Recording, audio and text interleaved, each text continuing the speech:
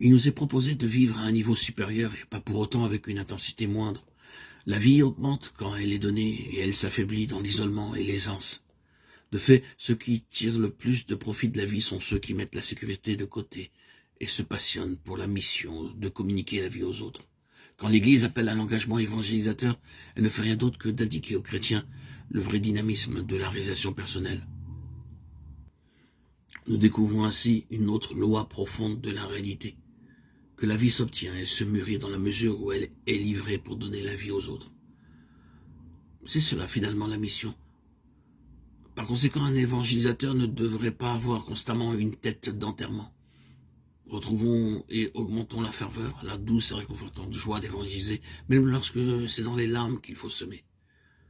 Que le monde de notre temps qui cherche, tantôt dans l'angoisse, tantôt dans l'espérance, puisse recevoir la bonne nouvelle, non d'évangélisateurs tristes et découragés, impatients ou anxieux, mais de ministres de l'Évangile dont la vie rayonne de ferveur, qui ont les premiers reçu en eux la joie de Christ. Une annonce renouvelée donne aux croyants même à ceux qui sont tièdes ou qui ne pratiquent pas une nouvelle joie dans la foi, et une fécondité évangélisatrice. En réalité, son centre ainsi que son essence sont toujours les mêmes. Le Dieu qui a manifesté son amour immense dans le Christ mort et ressuscité. Il rend ses fidèles toujours nouveaux, bien qu'ils soient anciens.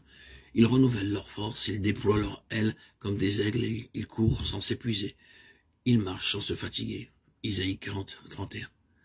Le Christ est la bonne nouvelle éternelle, Apocalypse 14, 6. Et il est le même hier et aujourd'hui et pour les siècles, Hébreux 13, 8. Mais sa richesse et sa beauté sont inépuisables.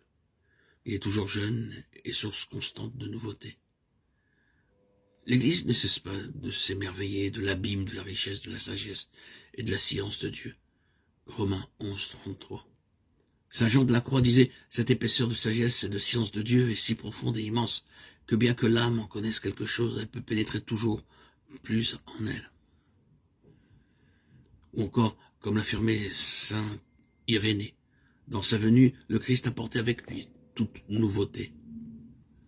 Il peut toujours, avec sa nouveauté, renouveler notre vie et notre communauté. Et même si la proposition chrétienne traverse des époques d'obscurité et de faiblesse ecclésiale, elle ne vieillit jamais. Jésus-Christ peut aussi rompre les schémas ennuyeux dans lesquels nous prétendons l'enfermer, et il nous surprend avec sa constante créativité divine. Chaque fois que nous cherchons à revenir à la source pour récupérer la fraîcheur originelle de l'Évangile, surgissent de nouvelles voies, des méthodes créatives, d'autres formes d'expression, des signes plus éloquents, des paroles chargées de sens, renouvelées pour le monde d'aujourd'hui. En réalité, toute action évangélisatrice authentique est toujours nouvelle.